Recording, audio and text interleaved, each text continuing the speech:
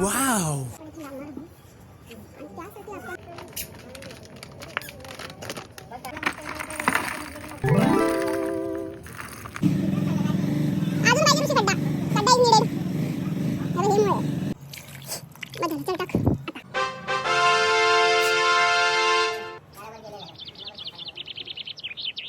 This is one. मला मी हे दुसऱ्या दुकानातून घेतलेलं नर्सरीमधून, आणि हे जे आहे ते मेन जी नर्सरी मोठी नर्सरी आहे तिथून घेतलेलं.